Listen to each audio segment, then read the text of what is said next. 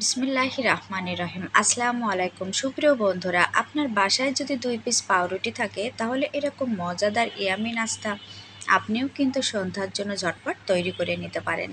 রেসিপিটা ভালো লাগলে প্লিজ আমার চ্যানেলটি সাবস্ক্রাইব করবেন।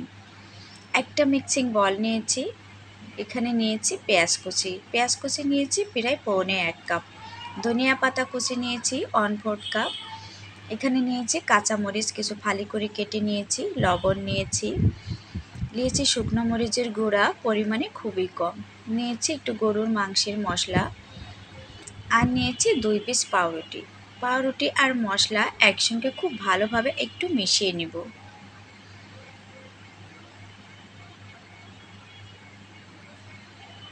ভালোভাবে মেশানো হয়ে গিয়েছে, এখন এখানে দিয়ে দিচ্ছি একটা ডিম।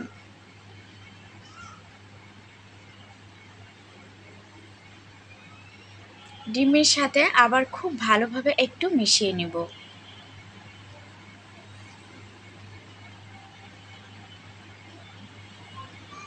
পাকোড়া তৈরি করার জন্য আমার রেডি হয়ে গিয়েছে। অনেকে পাউরুটিটা পানি দিয়ে ভিজিয়ে নেন, পানি দিয়ে ভেজানো লাগে না, ডিমটা দিলে এমনিতেই আপনার গলে যাবে। চুলার উপরে আগে থেকে ছড়ানো প্যান বসিয়ে তেল দিয়ে তেলটা একটু গরম করে নিয়েছি। চুলার জালটা কিন্তু মিডিয়াম টু লো আঁচে রাখতে হবে, বেশি হাই হিটে রাখা যাবে না বা মিডিয়াম আঁচেও রাখা যাবে না, তাহলে কিন্তু পুড়ে যাবে, ভিতরে সিদ্ধ হবে না। আর পাউরুটিটা কিন্তু খুব তাড়াতাড়ি সিদ্ধ হয়ে যায়, এই জন্য একেবারে মিডিয়াম টু লো হিটে রেখে দিতে হবে।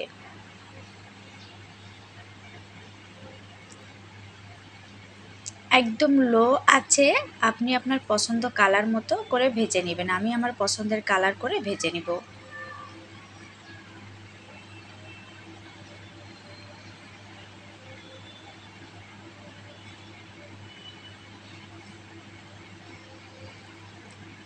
ভাজা রেডি হয়ে গিয়েছে, এখন এগুলা উঠিয়ে নিব।